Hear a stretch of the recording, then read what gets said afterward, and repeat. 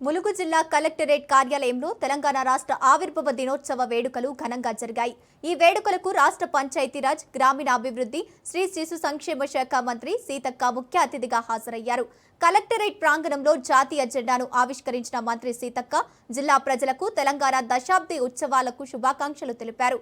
అంతకుముందు తెలంగాణ ఆవిర్భావ దినోత్సవాన్ని పురస్కరించుకొని జిల్లా పోలీసు యంత్రాంగం ప్రత్యేక పెరేడ్ నిర్వహించింది.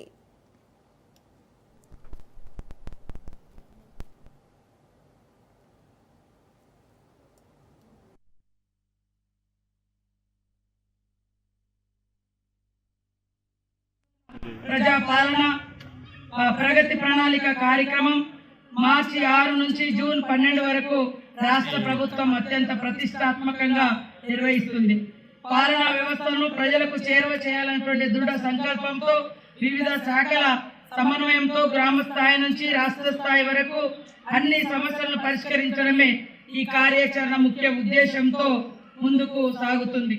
ఇందులో భాగంగానే 99 రోజులలో ప్రధాన 10 అంశాలుగా విభజించి మొత్తం 5 దశలలో పగడ్బందీగా అమలు చేస్తుంది. ప్రజలకు పారదర్శక వేగవంతమైన సమర్థవంతమైన పాలన అందించి సంక్షేమ పథకాలను అర్హులైనటువంటి ప్రతి లబ్ధిదారునికి చేరవేసి గ్రామీణ పట్టణ ప్రాంతాల్లో సమగ్ర అభివృద్ధి సాధించడమే ప్రజాప్రభుత్వ లక్ష్యంగా ఈ కార్యక్రమాన్ని ప్రజల ముందుకు తీసుకురావడం జరిగింది. ప్రజాపాలన